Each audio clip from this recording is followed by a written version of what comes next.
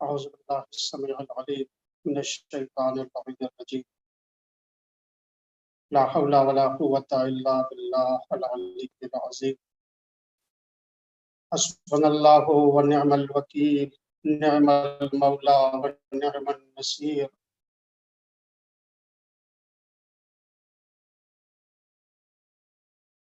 الرحیم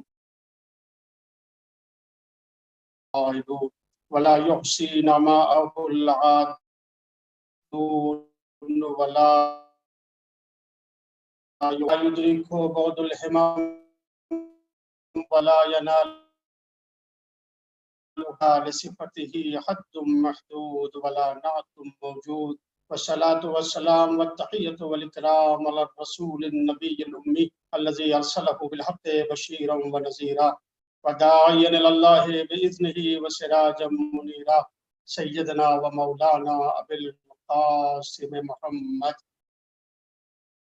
وعلى أهل بيته الطيبين الطاهرين المعصومين ولعنة الله على أعدائهم أجمعين من يوم عداوتهم إلى صباح يوم الدين أما بعد فقد قال الله الحكيم في كتابه الحكيم وهو أصدق القائلين بسم الله الرحمن الرحيم وأحسنوا إن الله يحب المحسنين صلوات پڑھتے محمد وعلیہ ماہ مبارک رمضان تیزی کے ساتھ آگے بڑھ رہا ہے۔ ہم سب اللہ کے مہمان ہیں۔ اس مہینے میں اللہ نے اپنے بندوں کو مدعو کیا ہے۔ اللہ نے اس مہینے میں اپنے بندوں کو اپنا مہمان بنایا ہے، اور وہ مہمان نوازی جو کرتا ہے، اپنے مہمان کی جو ضیافت کرتا ہے، وہ رحمت کے ذریعے سے، برکت کے ذریعے سے، مغفرت کے ذریعے سے۔ یہ وہ مہینہ ہے کہ جس میں اللہ تبارک و تعالی تمام اہل قبلہ کے گناہوں کو معاف کر دیتا ہے۔ سرکار رسالت مآب ختمی مرتبہ حضرت محمد مصطفیٰ صلی اللہ علیہ وآلہ وسلم نے ارشاد فرمایا یغفر لکل اہل ہذہ القبلہ، اس مہینے میں اللہ تمام اہل قبلہ کے گناہوں کو بخش دیتا ہے سوائے 3 لوگوں کے۔ 3 لوگ وہ ہیں کہ جن کو خدا اس مبارک مہینے میں بھی نہیں بخشتا۔ ایک آق والدین، جو آق والدین ہیں، جن کے ماں باپ ناراض ہیں، جو اپنے ماں باپ کے حقوق کو ادا نہیں کرتے، جو اپنے ماں باپ کی اذیت اور تکلیف کا سبب بنتے ہیں، اللہ انہیں نہیں بخشتا۔ اسی طریقے سے پیغمبر خدا نے فرمایا کہ وہ لوگ بھی نہیں بخشے جاتے جو میرے اوپر صلوات نہیں بھیجتے۔ اللہم صلی علی محمد وآل محمد وعجل فرجہ۔ اور تیسرے وہ لوگ نہیں بخشے جاتے اس مہینے میں جو اس مہینے سے فائدہ نہیں اٹھاتے۔ ماہ مبارک رمضان ہے مگر اس مہینے سے فائدہ نہیں اٹھاتے، اس مہینے میں اپنی اصلاح نہیں کرتے، اپنے مالک سے مناجات نہیں کرتے، توبہ نہیں کرتے، استغفار نہیں کرتے، ماہ رمضان کے جو آداب ہیں ان آداب کے مطابق زندگی نہیں گزارتے۔ لہذا عزیزو، یہ جو 30 دن، 1 مہینہ ہمارے اور آپ کے لیے ہے، اس کی قدر کریں۔ بڑے قیمتی ایام ہیں، بڑی قیمتی راتیں ہیں، بڑے قیمتی لمحات ہیں، اپنے کو آراستہ کریں۔ قرآن مجید کی تلاوت کرتے ہیں تو کم سے کم ایک آیت کے ترجمے کے اوپر غور کریں کہ خداوند عالم اس میں ہمیں کیا حکم دے رہا ہے۔ اس میسج کو سمجھیں، اس پیغام کو سمجھیں، اور سمجھنے کے بعد اس پیغام کے اوپر عمل کرنے کی کوشش کریں۔ یہ قرآن مجید کی آیت جسے میں نے آج کی تقریر کا عنوان قرار دیا، جہاں اللہ تبارک و تعالی سورہ مبارکہ بقرہ میں اپنے بندوں کو خطاب کر کے ارشاد فرما رہا ہے وَأَحْسِنُوا إِنَّ اللَّهَ يُحِبُّ الْمُحْسِنِينَ، لوگوں کے ساتھ احسان کرو، لوگوں کے ساتھ اچھا برتاؤ کرو، لوگوں کے ساتھ نیکی کرو۔ ان اللہ یحب المحسنین، اللہ محسنین سے محبت کرتا ہے، اللہ محسنین کو دوست رکھتا ہے، اللہ احسان کرنے والوں کو پسند کرتا ہے۔ یعنی اگر آپ محبوب خدا بننا چاہتے ہیں تو محبوب خدا بننے کے لیے ایک شرط یہ ہے کہ انسان کو اپنی زندگی میں احسان کو اپنانا ہوگا، لوگوں کے ساتھ احسان کرنا ہوگا۔ واللہ یحب المحسنین، اللہ احسان کرنے والوں سے محبت کرتا ہے۔ یا اس آیت میں ان اللہ یحب المحسنین، قرآن مجید میں مختلف مقامات کے اوپر اللہ نے احسان کرنے کا حکم دیا ہے اور احسان کرنے والوں کی تعریف کی ہے۔ ارشاد ہوتا ہے ان اللہ مع الذین اتقوا والذین هم محسنون، اللہ ان لوگوں کا مددگار ہے جو صاحبان تقوی ہیں اور جو احسان کرنے والے ہیں۔ چونکہ خدا خود محسن ہے،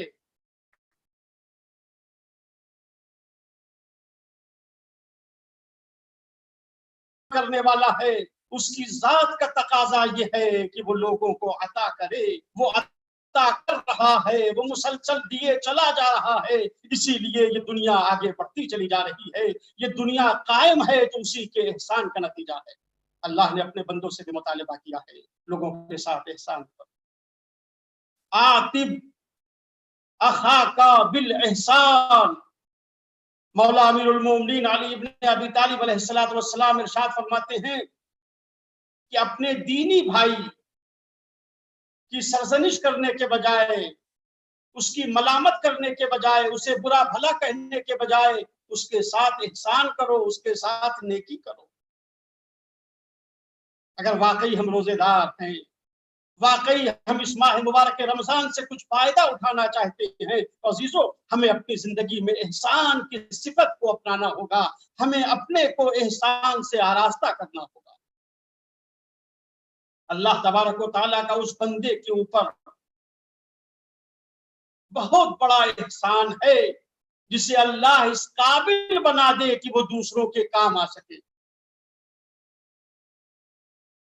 سرکار سید الشہداء حضرت امام حسین علیہ السلام نے ارشاد فرمایا کہ اگر لوگ تمہارے پاس اپنی ضرورت لے کر آ رہے ہیں تو دیکھو اللہ نے تمہارے اوپر احسان کیا ہے، اللہ نے تمہیں نعمتیں عطا کی ہیں کہ لوگ تمہاری طرف رخ کیے ہوئے ہیں۔ عزیزو یہ احسان، لوگوں کے ساتھ نیکی کرنا، یہ ہماری زندگی کا مقصد ہے۔ احادیث میں، روایات میں جب مقصد حیات کو بیان کیا گیا، مقصد زندگی کو بیان کیا گیا تو کہا انسان کی زندگی کا دو مقصد ہے، ایک مقصد ہے اللہ کی عبادت کرنا، اللہ کی بندگی کرنا، اور دوسرا مقصد ہے نفع العباد، اللہ کے بندوں کو فائدہ پہنچانا، اللہ کے بندوں کو نفع پہنچانا، فائدہ پہنچانا۔ آپ حدیث کا جائزہ لیں، اصول کافی کی روایتوں کو پڑھیں، وسائل الشیعہ کی روایتوں کو پڑھیں، احادیث کی کتابوں کا جائزہ لیں تو آپ کو اندازہ ہوگا کہ لوگوں کے ساتھ احسان کرنے کی کتنی اہمیت ہے۔ صادق آل محمد حضرت امام جعفر صادق علیہ السلام نے ارشاد فرمایا کہ جو شخص خانہ کعبہ کا طواف کرے، جو شخص ایک مرتبہ خانہ کعبہ کا طواف کرے تو پروردگار عالم اس کے نامہ اعمال میں 6000 نیکیاں لکھتا ہے، اور 6000 اس کے درجات بلند کرتا ہے اور 6000 اس کے گناہوں کو معاف کرتا ہے۔ اور جب طواف کرنے والا خانہ کعبہ کے قریب پہنچتا ہے تو پروردگار عالم یہ حکم دیتا ہے کہ جنت کے 7 دروازے کھول دیے جائیں، میرا بندہ جس دروازے سے چاہے جنت میں داخل ہو جائے۔ جیسے امام نے یہ ارشاد فرمایا، طواف کی فضیلت بیان فرمائی، راوی نے کہا فرزند رسول میری جان آپ کے اوپر قربان ہو جائے، طواف کرنے کا اتنا ثواب، طواف کرنے کی اتنی اہمیت۔ امام نے فرمایا کہ کیا میں تمہیں ایک ایسی چیز کے بارے میں خبر دوں، کیا میں تمہیں ایک ایسا عمل بتاؤں جس میں اس سے بھی زیادہ ثواب ہو؟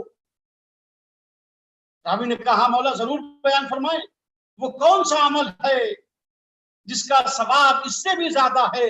امام نے فرمایا قضاء حاجت المسلم افضل من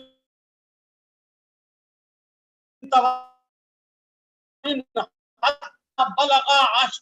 امام نے فرمایا کہ جو کسی برادر مسلم کی، مسلم بھائی کی حاجت کو پوری کرے تو وہ طواف سے بھی افضل ہے، طواف سے بھی افضل ہے، طواف سے بھی افضل ہے۔ امام نے 10 مرتبہ کلمہ طواف کا استعمال کیا کہ طواف سے بھی افضل ہے، طواف سے افضل ہے، طواف سے افضل۔ قضاء حاجت المسلم، آج ہمارے معاشرے میں ہم نے کسی حد تک نماز کی اہمیت کو پہچانا ہے، ہم نے کسی حد تک روزے کی اہمیت کو پہچانا ہے، لیکن عزیزو احسان کرنا، لوگوں کی ضروریات کو پورا کرنا، لوگوں کے کام آنا، ہم نے اس عظیم فریضے کو نظر انداز کر دیا ہے، یا جیسے لوگوں کے ساتھ نیکی کرنا چاہیے ویسے ہم نیکی کرتے ہوئے نظر نہیں آ رہے۔ ہمارے سماج میں بہت سی اچھائیاں ہیں، بہت سی خوبیاں ہیں، لیکن بہرحال کچھ نقائص ہیں، کچھ کمیاں ہیں جن کی طرف ہمیں متوجہ ہونا ہے۔ ہمارے اور آپ کے ساتھ میں امام حضرت موسیٰ کاظم صلوات اللہ وسلامہ علیہ ارشاد فرماتے ہیں اِنَّا لِلَّهِ عِبَادًا فِي الْأَرْضِ يَسْعَوْنَا فِي حَوَائِجِ النَّاسِ أُولَئِكَ هُمُ الْآمِنُونَ يَوْمَ الْقِيَامَةِ۔ فرماتے ہیں کہ اللہ کے کچھ بندے ہیں زمین کے اوپر جو لوگوں کی ضرورتوں کو پورا کرنے کے لیے کوشش کرتے ہیں، یسعونا فی حوائج الناس، جو لوگوں کی حاجتوں کو پورا کرنے کے لیے سعی کرتے ہیں، کوشش کرتے ہیں۔ یہ کون لوگ ہیں؟ امام نے فرمایا اولئک ھم الآمنون یوم القیامہ، یہ وہ لوگ ہیں جو قیامت کے دن امن و امان میں رہیں گے۔ قیامت کے دن ایسے لوگ امن و امان میں رہیں گے جو لوگوں کی حاجتوں کو پورا کرتے ہیں۔ لہذا عزیزو، اگر اللہ نے آپ کو نعمت دی ہے، اللہ نے اگر ہمیں نعمتوں سے نوازا ہے تو ان نعمتوں کو دبا کر بیٹھ نہ جائیں بلکہ دوسروں کے کام آئیں۔ مولا امیر المومنین علی ابن ابی طالب علیہ السلام ارشاد فرماتے ہیں کہ اللہ نے کچھ بندوں کو نعمتوں سے نوازا ہے۔ کیوں نوازا ہے؟ کہا تاکہ ان کا امتحان لیا جائے۔ ان نعمتوں کو اللہ نے انہیں دیا ہے، ان نعمتوں سے انہیں نوازا ہے تاکہ یہ دوسروں کے کام آئے۔ اور یاد رکھو مولا فرماتے ہیں کہ اگر تم نے ان نعمتوں کو، دوسروں کو ان نعمتوں میں شریک نہیں کیا تو پھر اللہ تمہیں سزا دے گا تم سے ان نعمتوں کو لے کر دوسروں کے حوالے کر۔ عزیزوں، ہم جن کے ماننے والے، ہم جس خدا کے ماننے والے ہیں، اس خدا نے اپنا تعارف کرایا محسن کے ذریعے سے۔ ہم نے جس پیغمبر کا کلمہ پڑھا، اس پیغمبر کا اعلان پروردگار عالم نے کیا، اس کے کمالات کو بیان کیا تو کہا یہ عالمین کے لیے رحمت ہے۔ ہم نے جس امام کا کلمہ پڑھا ہے وہ امام کیسے محسن ہیں، خود کھانا نہیں کھائیں گے مگر دوسروں کو کھلائیں گے، خود پانی نہیں پئیں گے مگر دوسروں کو پلائیں گے، وہ اپنی ضروریات پر دوسروں کو مقدم کرتے ہیں۔ ہم سے بھی یہی مطالبہ کیا ہے، خاص کر کے آج دنیا کے حالات، دنیا جن چیلنجوں کا، جن حالات کا مقابلہ کر رہی ہے، کتنے لوگ ہیں جن کی نوکریاں چلی گئیں، کتنے لوگ ہیں جن کے کاروبار خراب ہو گئے، بیماری کی وجہ سے بازار بند ہے، دکانیں بند ہیں۔ دولت مندوں کی ذمہ داری ہے، صاحبان دولت کی ذمہ داری ہے کہ وہ اپنے فریضے کے اوپر عمل کریں۔ ان کے لیے بہترین موقع خدا نے فراہم کیا ہے کہ وہ لوگوں کے کام آئے، اللہ کے بندوں کے کام آئے۔ کیسا احسان ہے اہل بیت اطہار علیہ السلام کا، کس طرح سے آل محمد نے لوگوں کے اوپر احسان کیا ہے۔ ایک روایت ہے ہمارے اور آپ کے ساتھ میں امام حضرت موسیٰ کاظم صلوات اللہ وسلامہ علیہ، ایک مرتبہ آپ کو خلیفہ وقت نے بلایا جس کا نام تھا منصور دوانقی۔ منصور دوانقی نے ساتویں امام کو بلایا اور کہا فرزند رسول عید نوروز ہے، لہذا آپ دربار میں آ کر بیٹھ جائیے۔ آج کے دن ملت، قوم، وزراء، سپاہی، غرض کی پورا شہر جو ہے وہ آپ کے پاس عید کی مبارکباد دینے کے لیے آئے گا اور تحفے پیش کرے گا، ہدیے پیش کرے گا۔ آپ کو تحفے دیے جائیں گے، آپ ان تحفوں کو قبول کیجئے، میری طرف سے آپ دربار میں بیٹھ جائیں۔ جیسے منصور نے کہا کہ عید نوروز ہے، آپ دربار میں بیٹھ جائیے، لوگ آئیں گے، آپ کو سلام کریں گے، تحفہ دیں گے، ہدیہ دیں گے، اسے قبول کیجئے۔ ساتویں امام نے فرمایا کہ عید نوروز، یہ نوروز کون سی عید ہے؟ اس کا تذکرہ تو سنت رسول میں نہیں ہے، اس کو عید کا دن کیسے قرار دیا گیا ہے؟ منصور نے کہا کہ فرزند رسول، ہماری سیاست کا تقاضا یہ ہے، ہمارے ملک کے حالات ایسے ہیں کہ یہاں ہمیں اس دن ہم اس کو عید کا اعلان کرتے ہیں اور لوگ آتے ہیں مبارکباد پیش کرنے کے لیے، لہٰذا آپ کو سیاسی اعتبار سے آپ اس امر کو قبول کر لیں کہ آپ یہاں تشریف رکھیں اور لوگ آئیں۔ امام نے کہا ٹھیک ہے۔ امام دربار میں بیٹھ گئے۔ منصور نے ایک سپاہی کو بھی معین کیا کہ جو تحائف لوگ لے کر آئے امام کی خدمت میں، وہ نوٹ کرتا رہے، لکھتا رہے کہ کیا کیا تحفہ جو ہے وہ آ رہا ہے۔ صبح سے لے کر یہ تحفوں کا سلسلہ شروع ہوا، لوگ آ رہے ہیں امام کی ملاقات کے لیے اور امام کو آ کر سلام کرتے ہیں اور امام کی خدمت میں تحفہ پیش کرتے ہیں۔ وزیر آئے، وزراء آئے، بڑے بڑے لوگ آئے، یہاں تک کہ سب سے آخر میں ایک ضعیف العمر انسان آیا، ایک بوڑھا آدمی آیا، امام کی خدمت میں حاضر ہوا۔ اس نے امام کو سلام کیا اور سلام کرنے کے بعد اس نے کہا مولا میں بہت غریب آدمی، میرے پاس مال دنیا میں کچھ نہیں ہے کہ میں آپ کو وہ تحفہ پیش کروں، میں آپ کو کوئی گفٹ دوں، میں آپ کو کوئی ہدیہ دوں، لیکن مولا میرے جد جو تھے وہ شاعر تھے، انہوں نے آپ کے جد سرکار سید الشہداء حضرت امام حسین علیہ السلام کی شان میں 3 اشعار لکھے تھے۔ وہ 3 اشعار میں آپ کے سامنے آپ کے جد کے بارے میں جو ہیں، جو میرے جد نے لکھے ہیں، میں وہ سنانا چاہتا ہوں۔ یہی میری طرف سے ہدیہ ہے، یہی میری طرف سے تحفہ ہے، اس سے آپ قبول فرمائیں۔ امام نے فرمایا ٹھیک ہے، تم وہ اشعار سناؤ۔ اس شخص نے امام کی خدمت میں وہ 3 اشعار سنائے، امام کی خدمت میں وہ اشعار پیش کیے جو سرکار سید الشہداء حضرت امام حسین علیہ السلام کی شان میں اس کے جد میں لکھا تھا۔ جب اس نے اشعار پڑھ دیے، امام نے کہا کہ میں نے تمہارا تحفہ قبول کیا، میں نے تمہارا ہدیہ قبول کیا۔ اس کے بعد امام نے اس شخص کے لیے دعا فرمائی۔ اس کے بعد امام نے उस सिपाही को, उस खादिम को भेजा, कहा मंसूर के पास जाओ और जाकर पूछो कि ये तोहफे और तहाइफ लोगों ने जो लाकर मुझे दिए हैं, ये तोहफे और तहाइफ जो है वो क्या किया जाए। खादिम गया और जाने के बाद मंसूर से पूछा। मंसूर ने कहा कि आप इमाम से कह दीजिए, फर्जंद रसूल से कह दीजिए कि जितने भी तोहफे आज यहाँ आए हैं दरबार में आपकी खिदमत में, मैं इन सारे तोहफों को आपको अता करता हूं।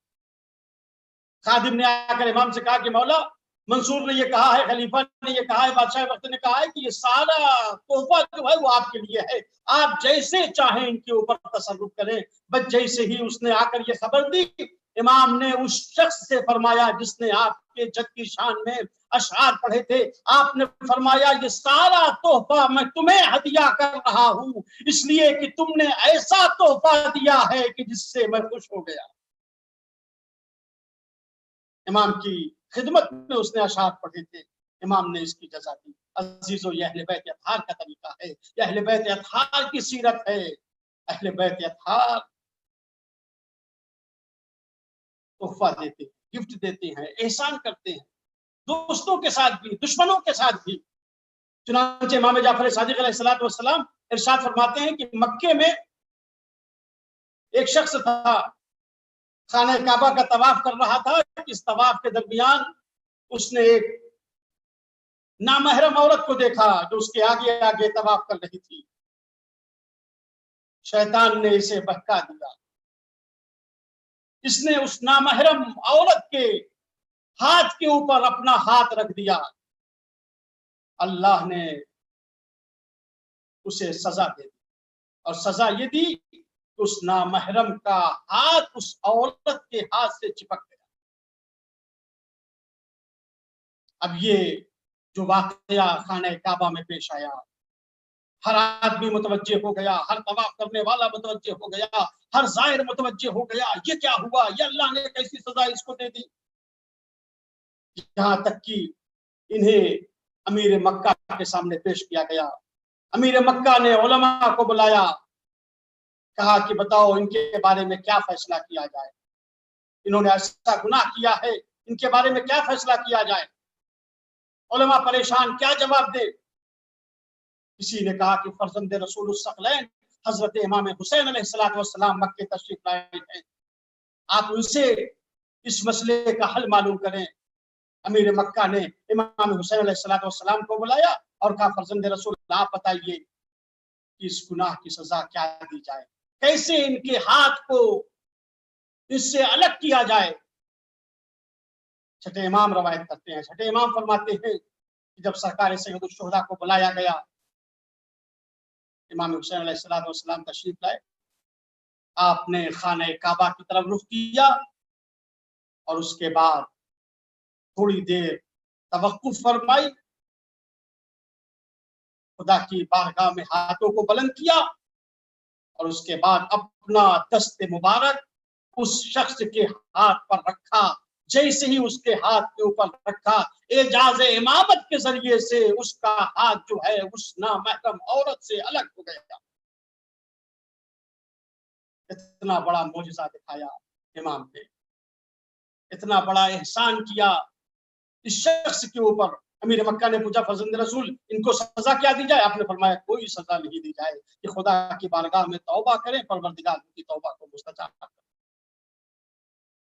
ये इमाम हुसैन अलैहिस्सलातु वस्सलाम ने इस शख्स के ऊपर एहसान किया, लेकिन तारीख में मिलता है कि ये वो शख्स था कि जिसने इस एहसान का बदला ये दिया। फर्जंद रसूल इमाम हुसैन अलैहिस्सलातु वस्सलाम ने जो इसके साथ कार खैर किया था, इसने कार खैर का बदला क्या दिया।